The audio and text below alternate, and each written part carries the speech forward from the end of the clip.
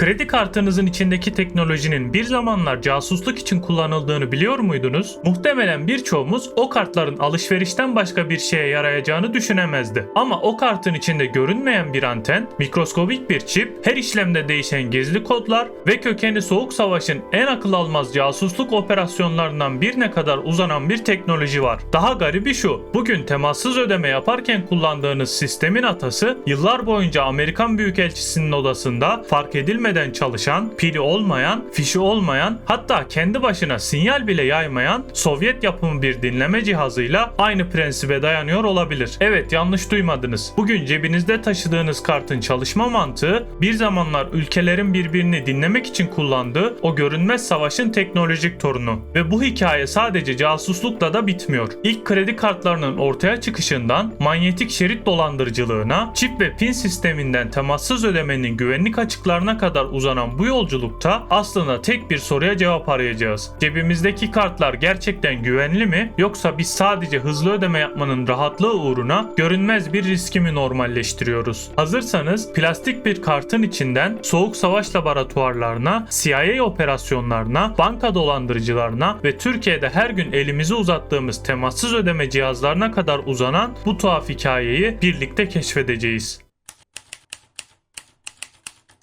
Yıl 1945. İkinci Dünya Savaşı yeni bitmiş, Sovyetler Birliği'nden bir grup okul çocuğu Amerika Birleşik Devletleri Büyükelçisi'ni ziyaret ediyor. Ellerinde oldukça anlamlı görünen bir hediye var. Amerika Birleşik Devletleri'nin büyük mührünü taşıyan el oyması ahşap bir plaket. Dışarıdan bakıldığında bu hediye iki ülke arasındaki savaş dönemi ittifakını simgeleyen masum bir jest gibi görünüyordu. Büyükelçi de bu plaketi gururla ofisinin duvarına astı. Sonuçta kim çocukların getirdiği diplomatik bir hediyeden şüphelenirdi ki? Ama işte bazen tarihin en tehlikeli nesneleri en masum görünen ambalajların içinde saklanır. O plaketin içinde bir dinleme cihazı vardı. Ancak bu cihaz sıradan bir dinleme cihazı değildi. Kendi başına çalışmasını sağlayacak hiçbir güç kaynağı yoktu. Bu yüzden Amerikan karşı istihbarat ekipleri odayı defalarca taradığında hiçbir şey bulamadı. Çünkü cihaz aktif değildi, uyuyordu. Sanki orada yokmuş gibi davranıyordu. Yıllar boyunca Amerikan Büyükelçisi'nin ofisinde asılı kaldı. Duvarın üzerinde, herkesin gözünün önünde. Ama kimse onun aslında odadaki en tehlikeli nesne olduğunu fark etmedi. Ta ki 1951 yılında yakındaki İngiliz Büyükelçiliğinde Sovyet radyo kanallarını dinleyen bir operatör garip bir şey duyana kadar. Duyduğu ses Rusça değildi, İngilizceydi ve daha da korkuncu, ses Amerikan Büyükelçisi'nin konutunun içinden geliyordu. Amerikalılar binayı tekrar aradılar. Duvarlara baktılar, odaları taradılar, gizli mikrofonu aradılar. Hiçbir şey bulamadılar. Çünkü aradıkları şey onların bildiği anlamda bir mikrofon değildi. 1952 yılında sonunda sinyalin duvardaki o plaketten geldiği anlaşıldı. Plaket söküldü, açıldı ve içinde son derece basit görünen ama döneminin çok ötesinde bir sistem bulundu. Bir anten ve küçük bir metal boşluk. Amerikalılar bu cihaza The Thing, yani şey adını verdi. Çünkü ilk bakışta nasıl çalıştığını kimse anlayamamıştı. Cihazın sırrı şuydu: dışarıdan üzerine radyo dalgaları gönderilmediği sürece hiçbir şey yapmıyordu. Ama Sovyetler dışarıdan doğru frekansta sinyal gönderdiğinde anten bu enerjiyi alıyor, odadaki ses titreşimleri cihazın içindeki yapıyı değiştiriyor ve geri dönen sinyalin içine konuşmaları gizliyordu. Gücünü düşmandan alıyordu. Bu fikir o kadar sarsıcıydı ki Amerikalılar cihazı bulduklarında bunu dünyaya açıklamadılar. Çünkü fark etmişlerdi. Sovyetler onların casusluk teknolojisinden yıllarca ilerideydi. Ama burada asıl ilginç olan şey şu: bir cihazın dışarıdan gönderilen enerjiyle çalışması fikri yıllar sonra hayatımızın en sıradan nesnelerinden birinin içine girecekti. O nesne cebimizde taşıdığımız banka kartıydı.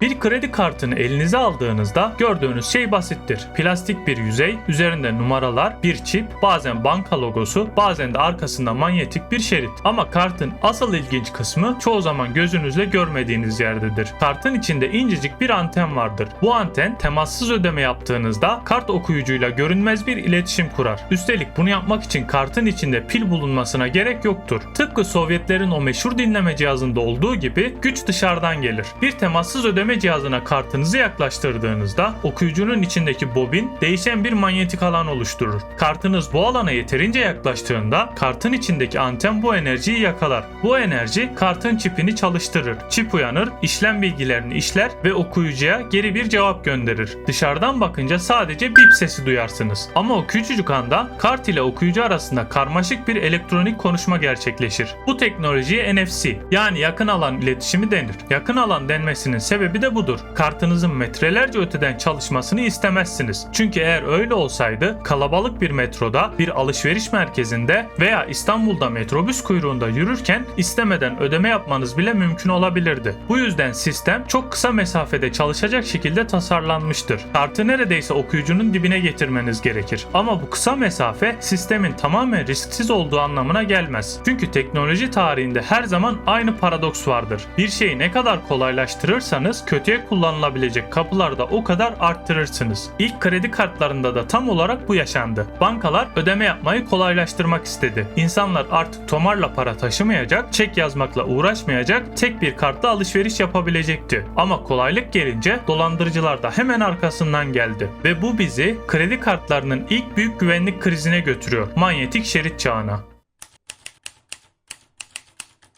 1950'lerin sonunda Bank of America, Bank Americard adı verilen ilk yaygın kredi kartlarından birini piyasaya sürdü. Bu kart daha sonra tüm dünyada bildiğimiz Visa sistemine dönüşecekti. İlk bakışta fikir muazzamdı. İnsanlar pahalı ürünleri nakit taşımadan alabilecek, bankalar harcamayı kolaylaştıracak, satıcılar daha fazla satış yapacaktı. Ama ilk kartlar çok ilkeldi. Satıcılar kartın üzerindeki kabartmalı numaraları fiziksel olarak kağıda basıyor, sonra bu fişleri bankaya gönderiyordu. Banka işlemi günler sonra kontrol ediyordu. Yani bugün kasada saniyeler içinde gerçekleşen şey o dönemlerde günler sürebiliyordu. Bu yavaşlık sadece sinir bozucu değildi. Aynı zamanda güvenlik felaketiydi. Çünkü biri çalıntı kartla alışveriş yaptığında banka bunu fark edene kadar suçlu çoktan ortadan kaybolmuş oluyordu. Sonra manyetik şerit geldi. Kartların arkasındaki o siyah şerit bilgiyi manyetik olarak saklıyordu. Kart okuyucudan geçirildiğinde sistem kart numarasını ve gerekli bilgileri okuyabiliyordu. İşlemler hızlandı. Bankalar şüpheli hareketleri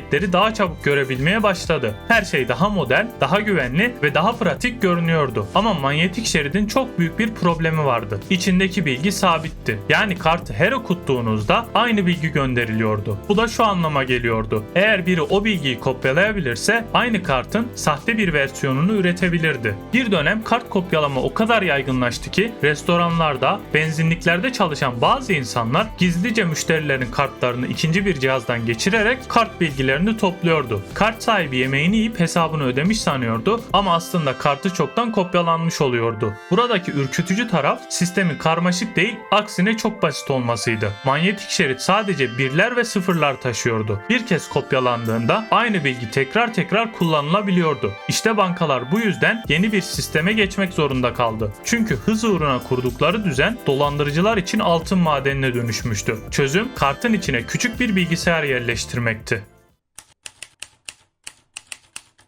Bugün kartınızın ön yüzünde gördüğünüz küçük metal çip aslında kredi kartı tarihindeki en büyük güvenlik devrimlerinden biridir. Manyetik şerit her işlemde aynı bilgiyi tekrar tekrar gönderirken çip her işlemde farklı bir cevap üretebilir. Bu fark çok kritiktir. Kartınızı ödeme terminaline taktığınızda terminal karta işlemle ilgili bilgileri gönderir. Tutar, işlem zamanı, iş yeri bilgisi ve rastgele üretilmiş bir sayı gibi veriler çipe iletilir. Çip de kendi içinde sakladığı gizli anahtarı kullanarak bu bilgilerden benzersiz bir kod üretir. Bu kod sadece o işlem için geçerlidir. Yani biri bu kodu ele geçirse bile aynı kodu başka bir işlemde kullanamaz. Çünkü bir sonraki işlemde sistem bambaşka bir kod bekler. İşte bu yüzden çipli kartı klonlamak manyetik şeritli kartı klonlamak kadar kolay değildir. Manyetik şerit kartın hafızası gibiydi. Ne yazıyorsa onu söylüyordu. Ama çip küçük bir bilgisayar gibi davranıyordu. Soruyu alıyor, kendi gizli anahtarıyla cevap üretiyor ve bankaya bu işlem gerçekten benden geliyor diyebiliyordu. Bankalar sonunda fiziksel dünyadaki en büyük açığı büyük ölçüde kapatmıştı. Kartı kopyalamak zorlaşmıştı. Sahte kart üretmek eskisi kadar pratik değildi. ATM'de ya da mağazada yapılan işlemler artık çok daha güvenli görünüyordu.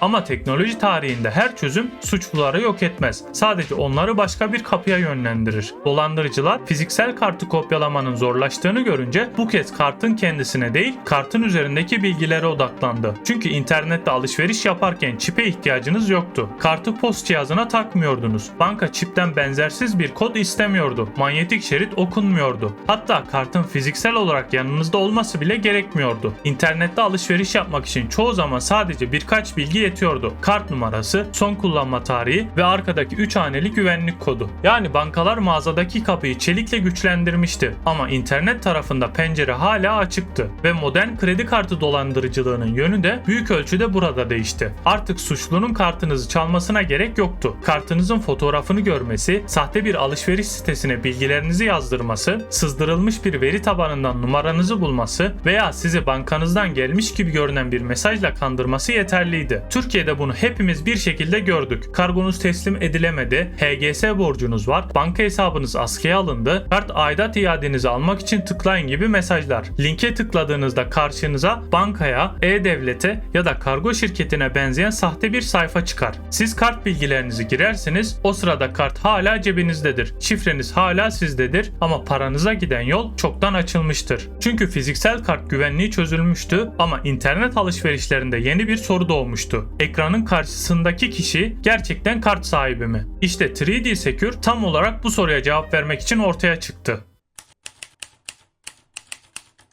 3D Secure basitçe şunu yapmaya çalışır. Kart bilgilerini bilen herkesin alışveriş yapmasını engellemek. Çünkü internet alışverişlerinde en büyük sorun şuydu. Kart numarasını, son kullanma tarihini veya CVV kodunu bilen kişi gerçekten siz misiniz yoksa bu bilgileri bir yerden ele geçirmiş başka biri mi? 3D Secure bu yüzden işleme ikinci bir kapı ekledi. Artık sadece kart bilgilerini yazmanız yetmez. Banka size bir SMS kodu gönderir, mobil bankacılık uygulamasından onay ister ya da başka bir doğrulama yöntemiyle bu işlemi gerçekten sen mi yapıyorsun diye sorar. Bu çok önemli bir kırılmadır. Çünkü eski düzende kart bilgisi neredeyse kartın kendisi kadar değerliydi. Bilgiyi bilen kişi alışveriş yapabilirdi. 3D Secure ise bu mantığı değiştirdi. Kart bilgilerini bilmen yetmez. Kart sahibinin bankadaki doğrulama kanalına da erişmen gerekir dedi. Bu yüzden 3D Secure internet alışverişlerinde ciddi bir güvenlik katmanı oluşturdu. Özellikle Türkiye gibi internet alışverişinin hızla büyüdüğü e-ticaret sitelerinden oyun içi satın alımlara kadar kart bilgilerinin sürekli kullanıldığı bir ülkede bu sistem sıradan bir detay değil, dijital ekonominin görünmez kilididir. Ama burada da çok tehlikeli bir yanılgı var. İnsanlar genellikle 3D Secure varsa işlemin tamamen güvenli olduğunu sanıyor. Oysa hiçbir güvenlik sistemi dikkatsiz kullanıcıyı tamamen koruyamaz. Çünkü dolandırıcılar bu kez kart bilgisini değil, 3D Secure kodunu ele geçirmeye çalışır. Size bankaya aitmiş gibi görünen sahte bir ekran gösterir. Aynı anda gerçek sitede sizin kartınızla işlem başlatır. Bankadan gelen SMS kodunu sizden ister. Siz o kodu giriş onayı ya da iade doğrulaması sanıp yazarsınız. Ama aslında kendi elinizle dolandırıcının başlattığı ödemeyi onaylamış olursunuz. Yani sistem teknik olarak çalışır. Banka gerçekten size sorar. Ama siz neyi onayladığınızı bilmiyorsanız en güçlü kilit bile kapıyı sizin elinizle açmanıza engel olamaz. Kredi kartının hikayesi tam da bu yüzden sadece teknolojik bir hikaye değil. Bu insan alışkanlıklarının hikayesi. Ama her seferinde aynı şeyi görüyoruz. Güvenlik bir duvar örüyor, dolandırıcılık o duvarın etrafından dolaşacak yeni bir insan zaafı arıyor. Bugün cebinizdeki kart, Soğuk Savaş'ın pilsiz casus cihazlarından miras kalan görünmez iletişim mantığını, bankaların yıllar süren güvenlik savaşını ve dijital çağın en büyük problemini aynı anda taşıyor. O problem şu: teknoloji ne kadar gelişirse gelişsin, son onay hala insanda bitiyor. Ama yakında bu onayı verme sürecimizde bilinçaltımıza yerleşen bir fikir bize aslında satın almak istemediğimiz şeyleri aldırtabilir. Nasıl olabileceğini anlattığım video şu anda ekranda. Kartımızı güvene aldık. Sıra fikirlerimizde.